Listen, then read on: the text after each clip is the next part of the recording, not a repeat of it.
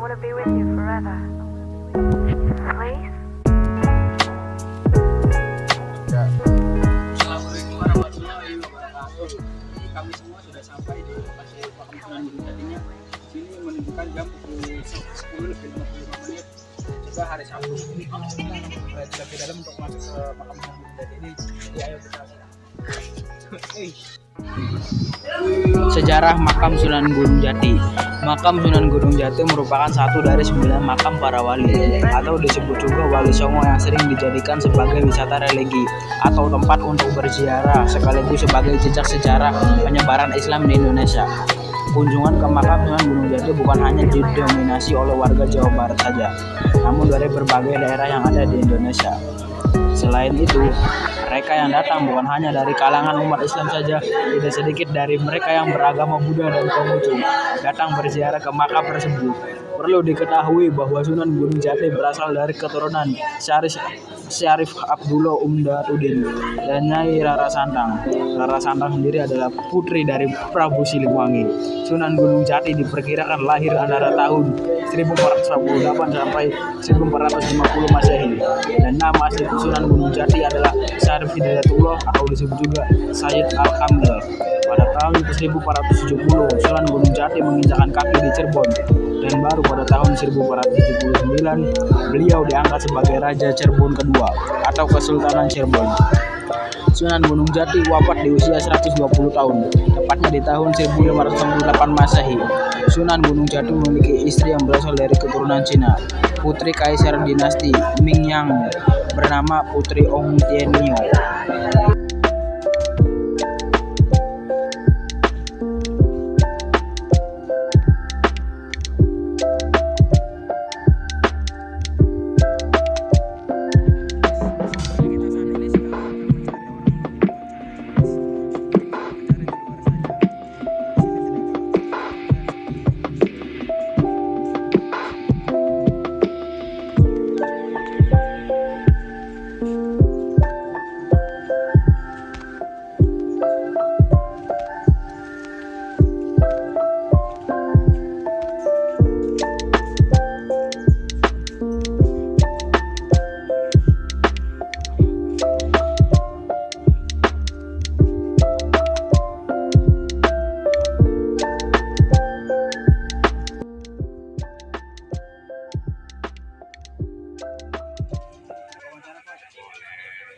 Bapak pedagang di sini, Pak. Kira Bapak dagang di sini udah berapa lama gitu, Pak? Lama, udah hampir 15 tahun. 15 tahun. Ya, Kalau boleh tahu, kalau di sini tuh setiap harinya memang ramai ya, Pak? rame Sebenarnya tujuan orang-orang kesini tuh buat ngapain aja gitu? ziarah ke makam Sunan Gunung Jati. Nah, kalau boleh tahu ini tiap hari buka atau ada hari tutupnya gitu, Pak? Nggak ada tutupnya, Hari apa itu, Pak? nggak ada tutupnya. Nggak ada tutupnya? Iya, bukan tutup. Buka terus. Kalau misalnya itu 24 jam nggak, Pak? Iya, 24 jam. iya. Kira-kira apa Bapak datang di sini enaknya nggak, Pak? Iyalah.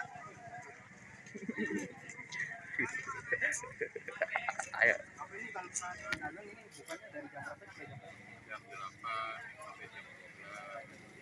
Jam 12 malam ini, Pak. Iya, Lama banget, Pak. iya. Ini Bapak dari rumah ke sini jauh atau tidak, Pak?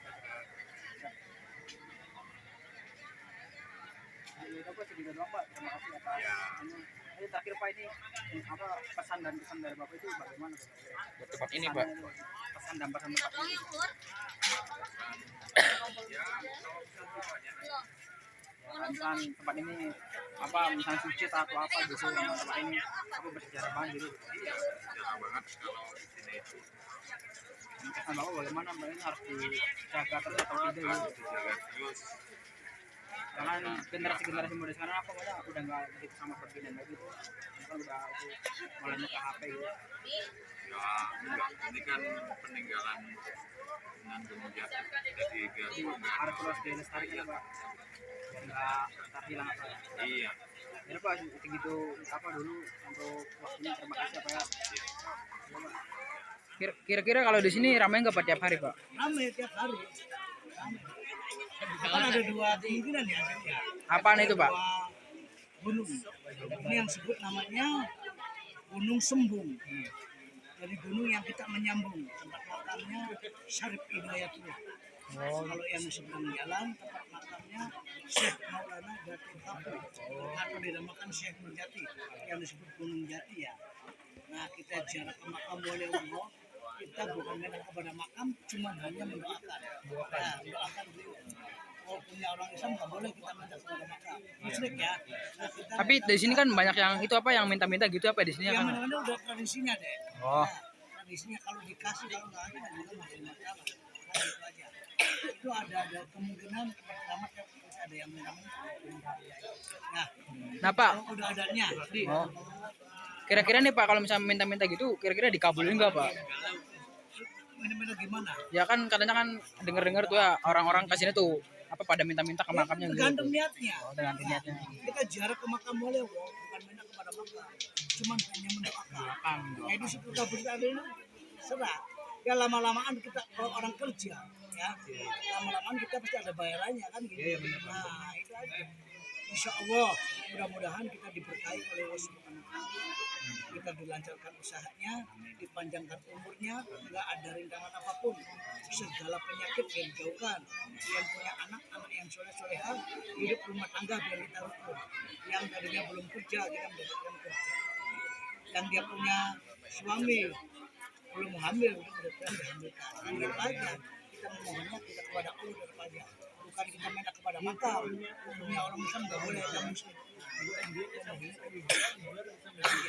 Apalagi sebuah lagi Pak. Ya, Bapak sama kerja di sini menurut Bapak nih kan Bapak pada pertanyaan itu apa Pak? ya pemandu tadi. Kesannya kesannya. Pesan dari kesannya tuh bagaimana? Dan Kita mengantar untuk mendoakan kan gitu aja. yang pesannya Bapak kalau biasanya tempat ini harus bagaimana gitu harus Kayak apa? Bapak tempat ini ada nggak? Menurut Bapak harusnya tempatnya kayak gimana gitu? Maksudnya kayak Bapak ada yang gimana gitu ya? Kalau bapak tempatnya di mana-mana, Di mana-mana. di mana-mana. Mau di sini, mau di parkir, mau di dalam gitu aja. Jadi Bapak nggak ada kritik ya buat Nggak tempatnya? ada, nggak ada tempatnya. Jadi pokoknya kita tempatnya di mana-mana. Berarti insya Allah ada.